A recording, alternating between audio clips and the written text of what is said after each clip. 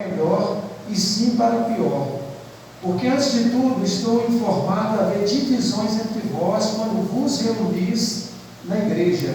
E eu em parte o creio, porque até mesmo importa que haja, voltando aqui, irmãos, versículo 18. Porque antes de tudo estou informado de haver divisões entre vós quando vos reunis na igreja. E eu em parte o creio, porque até mesmo importa que haja partidos entre vós, divisões, para que também os aprovados se tornem conhecidos em vosso meio. Quando, pois, vos reunis no mesmo lugar, não é a ceia do Senhor que comeis?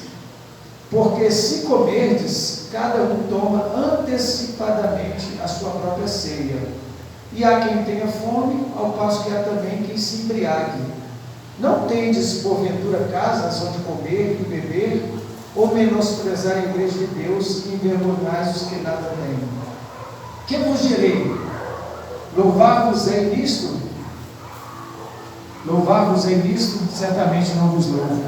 Porque eu recebi do Senhor o que também vos entreguei, que o Senhor Jesus, na noite em que foi traído, tomou o pão, e tendo dado graças, o partiu e disse: isso é meu corpo que é dado por vós, fazei isso em memória de mim. Por semelhante modo, depois de haver ceado, tomou também o cálice, dizendo: este cálice é a nova aliança no meu sangue, fazei isso todas as vezes que o beberdes em memória de mim. Porque todas as vezes que comerdes este pão e beberdes o cálice, anunciai a morte do Senhor até que ele venha. Por isso, aquele que comer o pão ou beber o cálice do Senhor indignamente será réu do corpo e do sangue do Senhor. Examine-se, pois, o homem a si mesmo, e assim coma do pão e beba do cálice. Pois quem come e bebe sem discernir o corpo, come e bebe juízo para si, bebe uma pena, uma condenação para si. Eis a razão porque há entre vós muitos fracos e doentes, e não poucos que dormem. Porque se nos julgássemos a nós mesmos, não seríamos julgados, mas quando julgados, somos disciplinados pelo Senhor, para não sermos condenados com o mundo. Assim, pois, irmãos meus, quando vos reunis para comer, esperai uns pelos outros. Se alguém tem fome, come em casa, a fim de não vos reunirdes para o juízo. Quanto às demais coisas, eu as ordenarei quando for ter convosco. Oremos. Senhor, fala-nos, ó Deus, pelo Teu Espírito Santo, abre o nosso entendimento. Deus, nos dê um coração disponível, não somente pela nossa força, mas pela a presença real do Teu Espírito, que nos constrange, nos convence, ó Pai, daquilo que somos e que podemos estar e como estar diante do Senhor. Fala-nos pela Tua palavra, em nome de Jesus. Amém, Senhor. Amém. A mensagem é muito clara, né, irmãos? Se a gente parar para pensar, estender a explicação, às vezes, pode nos ajudar um pouco. Mas ainda que não haja quem explique, algumas verdades profundas podem ser extraídas deste texto, e de tal maneira tirar proveito pela maneira como que os exemplos são citados aqui no texto. E Paulo começa no texto dizendo: olha, nisto porém não vos louvo, porque vos ajuntais não para melhor e sim para pior. O que nós temos que desenvolver em nossa cultura religiosa, em nosso caminhar cristão, é que nós devemos estar sempre procurando melhorar. Mas aqueles que não melhoram, eles vão piorando, porque o estagnar já é uma piora. Porque qualquer pai vai viver um desespero muito grande se não vê o crescimento do seu filho. Ainda que ele esteja se alimentando muito bem, ele vai pensar: algo errado com meu filho. Então é necessário estar sempre melhorando. E E esse melhorando, às vezes, não é de forma qualificativa, não, ou seja, qualificando, não, mas é interpretando bem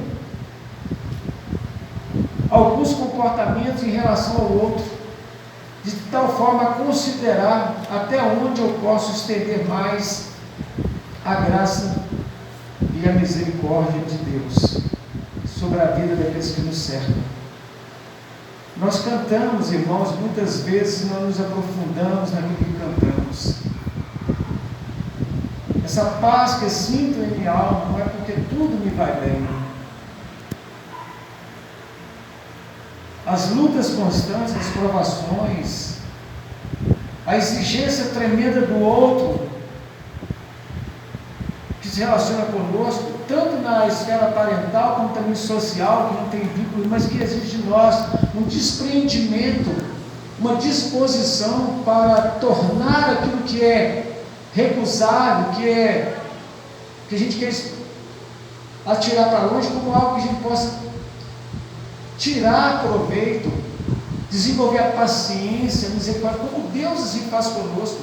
Paulo, quando ele disse aqui que, olha, vocês estão falhando nisso, porque vocês estão tendo algumas coisas que não são louváveis, e por isso vocês chegam e saem pior do que entram. É um convite, é uma reflexão, para que a gente não seja pessoas que funcionam com automático, tudo automático e pouco crescimento. Então Paulo disse, havia partidarismo ali, os pobres eram desprezados, e como eles não se reuniam para melhorar, pioravam, e com isso saíam prejudicados, não levavam a bênção.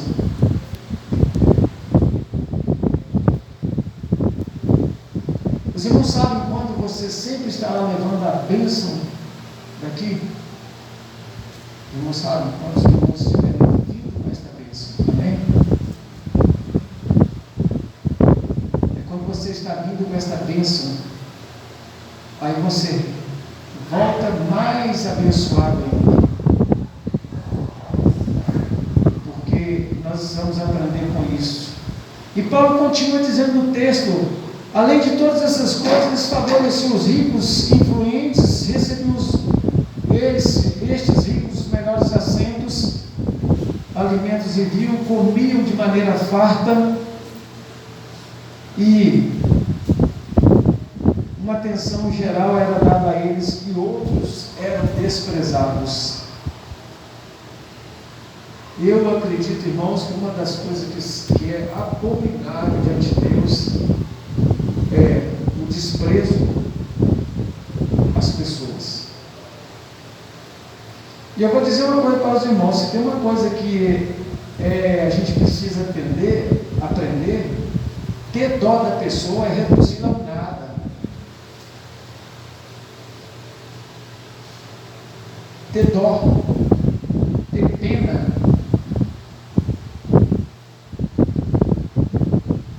Você pode ter compaixão pela pessoa, mas não reduzindo ela a uma espera do nada, do valor nenhum, porque todo ser humano tem valor diante de Deus e essa pessoa tem.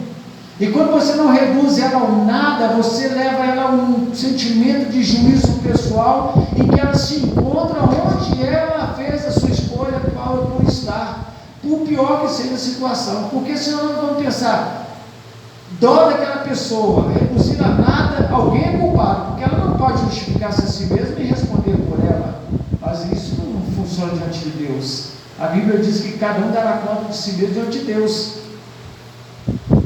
Senão nós vamos nos vitimar e começar a transferir para o outro. Eu percebo que alguém tem dó de mim, e eu vou então me vitimizar e vou ter controle sobre o outro para que ele cubra as minhas necessidades. Tanto miseráveis como poderosos agem dessa forma, porque é triste você ver pessoas que têm tudo para ser felizes, pessoas bem-sucedidas e vivem uma vida miserável. É surpreendente, que Oswaldo, você fica pensando, até na nossa convivência mesmo, a gente vê irmãos que têm tudo para ter uma vida assim, pensam demais e conseguem tumultuar a própria vida. vida e nos ser bênção. Por quê? É porque tem algo errado. Então, irmãos, quando nós percebemos que a gente começa a entender o que Paulo está dizendo aqui para a igreja, de um alerta de alguns comportamentos que deveriam ser reprovados, ele diz: olha, eu tenho ouvido dizer que há divisões entre vós, e embaixo até creio que existem. E por um lado isso é até bom, para que aqueles que são aprovados se manifestem.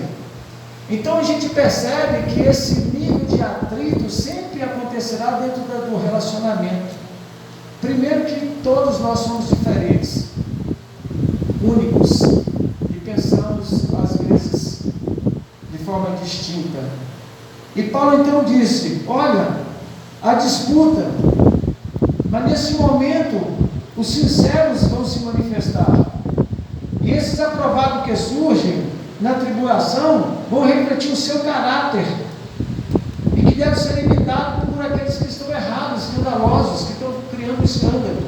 Então, quando o irmão estiver certo, com toda certeza,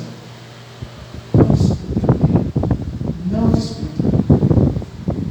A Bíblia nos fala que ele foi levado como ovelha muda para o matador. Ele tinha toda a certeza no coração, tanto a certeza da injustiça que estava sendo cometida contra ele, como também do plano de Deus que estava se cumprindo na vida dele, que era Jesus. Ele foi levado como ovelha muda para o matador, não abriu a sua boca, foi ferido pelas nossas transgressões, o castigo que nos traz a paz estava sobre ele, e pelas suas pisaduras nós fomos sarados. Se você tem certeza, não discuta. Convencer o tolo ou a pessoa errada é insensatez da parte do sábio.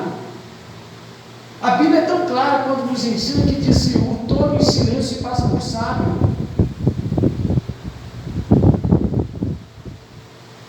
Discutir, e Paulo está dizendo aqui, olha, a gente percebe que há uma manifestação dos sinceros.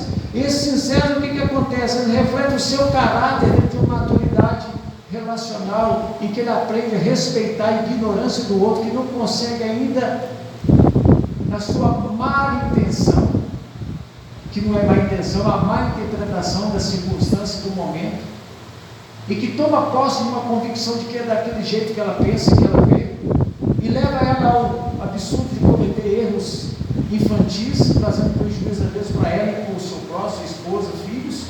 Mas se a pessoa é madura, ela projeta o seu caráter nessa relação com a família, Deus honra. Amém, irmãos? Deus honra. Porque uma pessoa só pode destruir a família toda. E geralmente são aqueles que partem o bem, têm certeza sempre de tudo. Impressionante. A gente acha sempre que é a ovelha negra que é o pior que existe na família. Nós imaginamos sempre isso. Mas Deus trabalha de maneira maravilhosa. Ah, meus irmãos, a gente tem que aprender a refletir na palavra. Quando Paulo diz que é até bom que haja divisão, ele não está dizendo que isso significa que deve existir problemas, contendas, disputa entre nós. Mas ele disse que isso é inevitável, porque no relacionamento você vai ajustando as vivências, a experiência do dia a dia. Casal vive isso. Vou fazer 36 anos de casado. A gente tem dificuldade? Tem. Porque nós somos diferentes a cada dia. Heráclito, o filósofo pré-socrático, ele disse que nós não somos o mesmo ao entrar no rio. Quando eu entro no rio eu sou um, quando eu saio eu sou outro. E as águas às quais eu me banhei já não são as mesmas que elas se foram. Então, irmãos, isso é o grande desafio que Paulo coloca, dizendo: ir à igreja, participar do momento ágape de comunhão, é trazer crescimento para nós, de tal maneira que aqueles que estão ao nosso entorno cresçam também, sejam abençoados também. E mesmo diante dos problemas, nós seremos capazes, pela nossa inteligência, pela nossa sensibilidade, criar condição de crescimento. Ou na resiliência em suportar aquilo que é insuportável. Eu tenho experiência de ouvir irmãs e irmãos que sustentaram o casamento com muitas lutas, mas que depois agradeceram muito a Deus. E eu tenho a tristeza de trazer a memória de muitos amigos e pessoas que eu conheci, que disseram para mim: olha, se eu pudesse voltar atrás, eu investiria muito mais no meu casamento. Por muito pouco eu abandonei o meu relacionamento, o meu casamento. Então nota que a gente está diante de uma situação que sempre exige de nós inteligência, temor a Deus. Ora, meu irmão, a Bíblia nos fala aqui, o versículo 20: os irmãos de Corinto tinham se corrompido de tal maneira que a festa de amor, que era aquela festa ágape, aquela koinonia que Paulo descreve ali, ele disse que isso já não é festa ágape, já não é a ceia do Senhor. Olha o que ele diz. Ele diz assim: vocês ficam bêbados, os pobres ficam famintos, os ricos comem demais, uma glutonaria absurda, e passa então a deixar de ser uma festa ágape, um momento ágape de comunhão, de koinonia, para ser uma festa do eu, porque o eu corrompe todo o sentido da comunhão. Se afastaram da lei do amor, que é o vínculo da paz. O eu agrada-se a si mesmo. Quando tentamos agradar apenas a nós, vivemos uma vida miserável. Eles não tinham educação, irmãos. Olha que coisa impressionante. Paulo fala para a igreja de Corinto: está faltando educação social. Nós temos educação social, educação espiritual, nós temos educação emocional, nós somos inteligentes, capacitados por Deus para agir sobre essas dimensões da nossa vida, irmãos. Socialmente, nós precisamos ser educados, nós temos reguladores para termos educação espiritual também, para a gente não exacerbar, não ir além, achando que somos muito espirituais. É a crítica que a gente tem que fazer a fé da gente, não do irmão, que a gente acha que às vezes ele é fraco. Vós que sois fortes, tende paciência com o outro. Aquele que cuida está em pé, cuidado, não caia. A reflexão. Então, irmão, a gente precisa entender, nós temos que fazer essa reflexão em cima de algumas realidades que Paulo nos convida a estar pensando, meditando. Então eles estavam entristecendo a Deus, porque transformaram o que era projeto de Deus em algo do projeto do eu. Pensavam eles serem cheios de louvor, ricos em conhecimento, exaltados em seus dons espirituais, porém impossibilitados de perceberem a sua carnalidade. A coisa melhor é a educação do nosso corpo.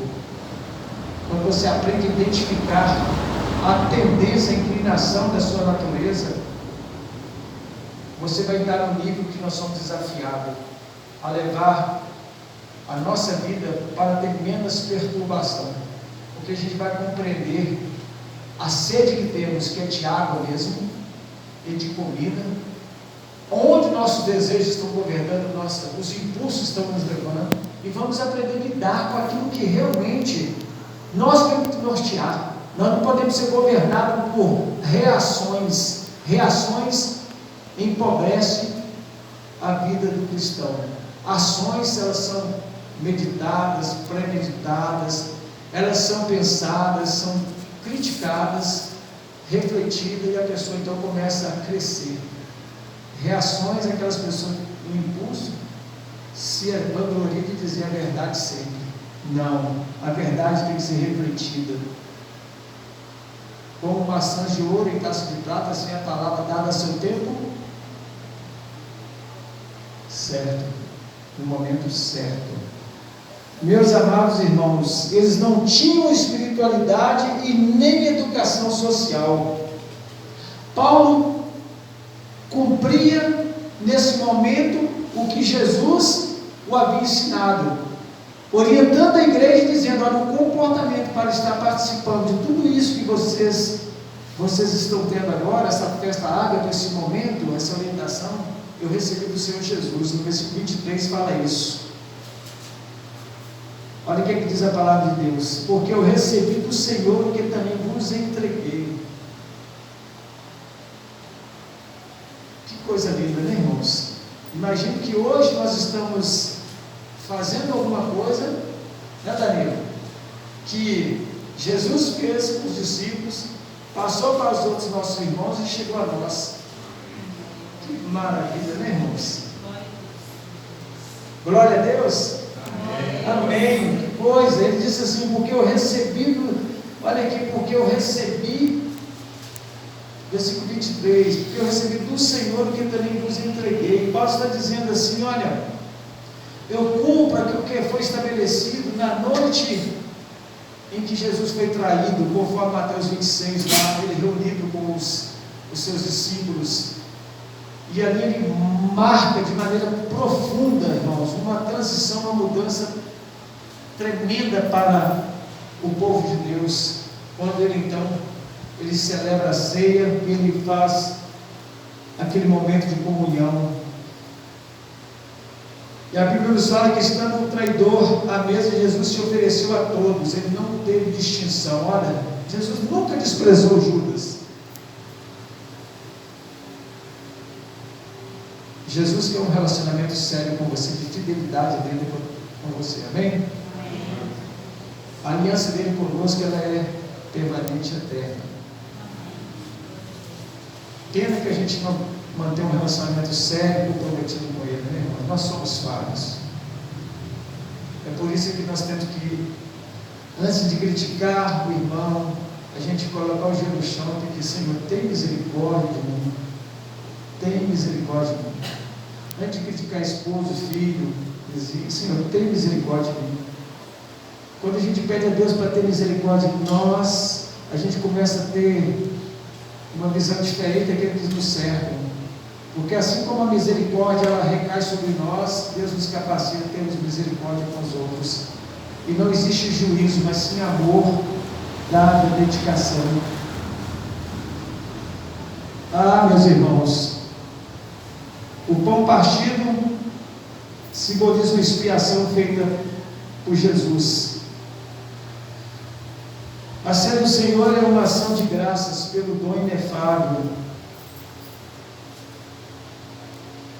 Enquanto a igreja de Corinto tinha partidarismo, preferências, Jesus se partiu e distribuiu. Como é bom quando a gente vai repartir afeto, sentimento, a gente não fazer distinção. Porque se você gosta apenas daqueles que te gostam, que bem faz isso.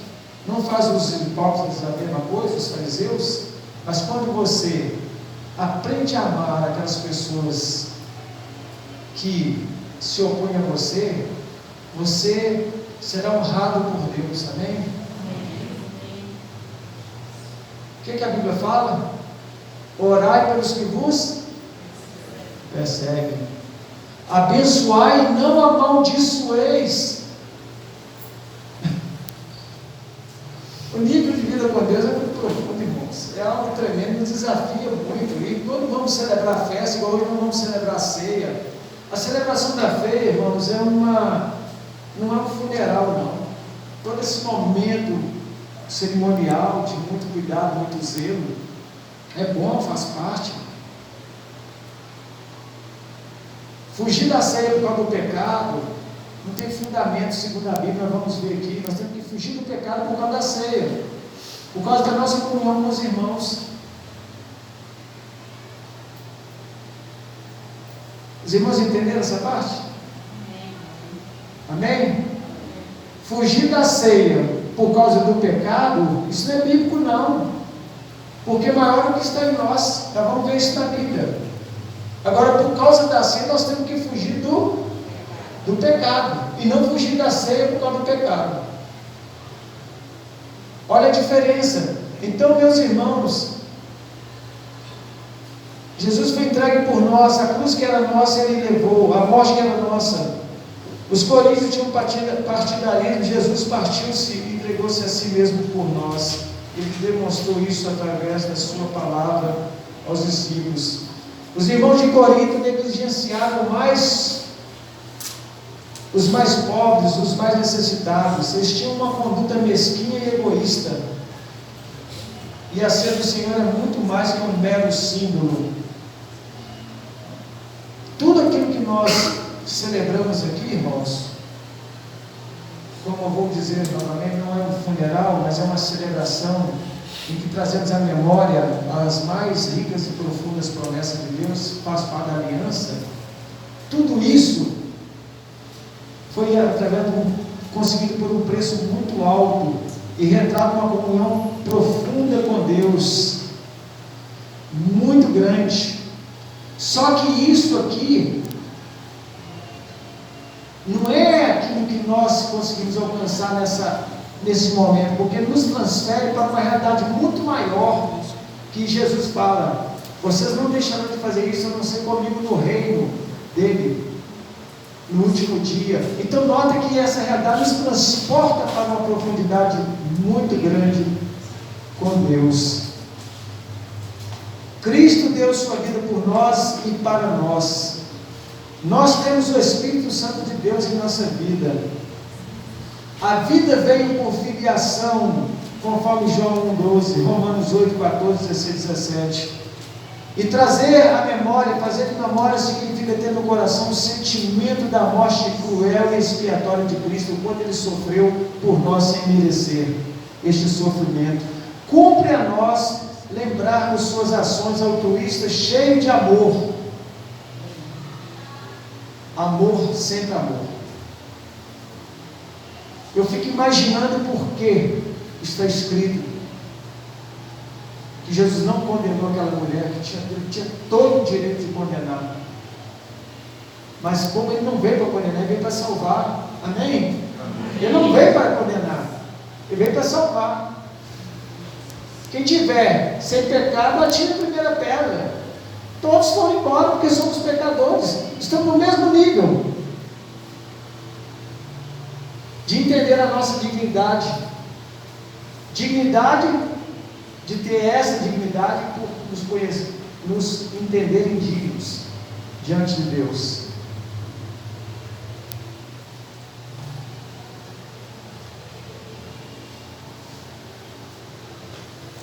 Meus irmãos, a gente tem que aprender.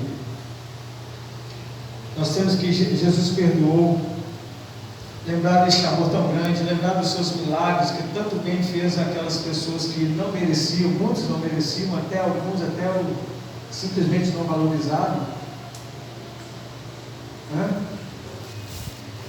Lembrar de tudo que Jesus fez em nosso favor, o quanto Ele sempre nos amou, preserva a nossa vida, nos socorre. Os irmãos têm uma experiência que tiveram aí, com o Edmar, e imagino que foi uma ação de Deus, cuidado dele. Apesar que, quando você está num processo de crescimento com Deus, segundo aquilo que nós expressamos aqui, cantando a nossa fé, ainda que a vide não floresça, ainda que não haja fruto, ainda que nos falte tudo, todavia eu me alegrarei no Senhor, porque a tua alma se alegra em Deus. Amém? A tua vida se enche de Deus. Não são coisas materiais, não. É a presença de Deus, é a certeza da vitória, é a certeza que Deus não nos olha nesse plano aqui. Nós olhamos Deus neste plano terreno, miserável. Nós reduzimos Deus a um serviçal, em que as bênçãos dele é o que mais buscamos. Mas no dia que nós deixamos de vir buscar a bênção, mas buscar o abençoador, nós vamos perceber que nós estamos vindo abençoados.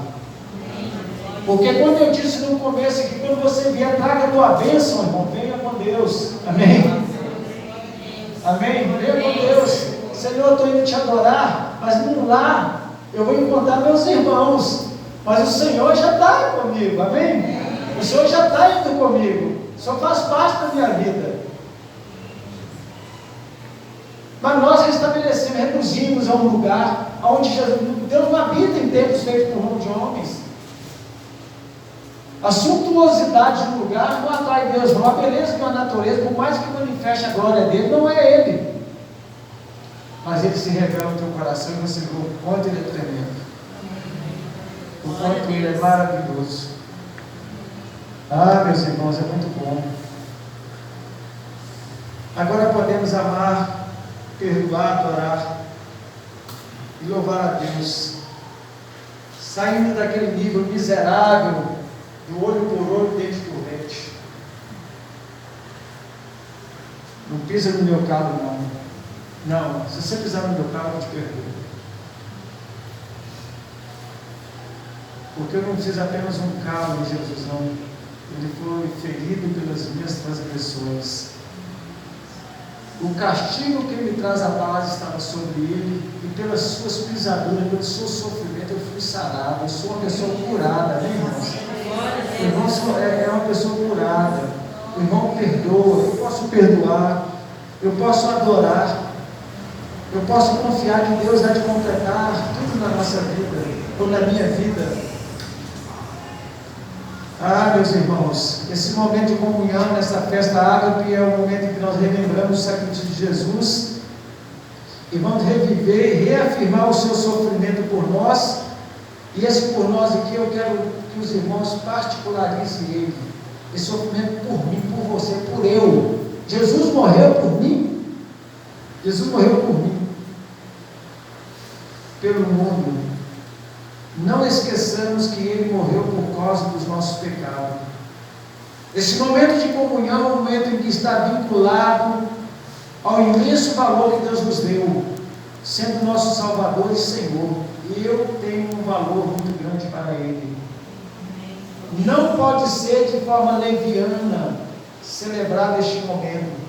Não pode ter desordem e contendas, ou qualquer outra coisa que seja perturbador. Vai ter que ser um espírito contrito, mas alegre, em que o coração dilata diante de Deus. Ter espírito faccioso, contencioso, não pertence ao povo de Deus, nem aos filhos de Deus. Muito pelo contrário. Ódio não pode existir no nosso coração. Que sejam os nossos sentimentos verdadeiros, que venham honrar a Cristo. No versículo 28 aqui, irmãos, aqui diz assim, no versículo 28: examine-se, pois, o homem a si mesmo, e assim como o pão e beba do cálice. Essa reflexão que significa, irmãos, indague, pergunte ao seu coração, à tua alma, investigue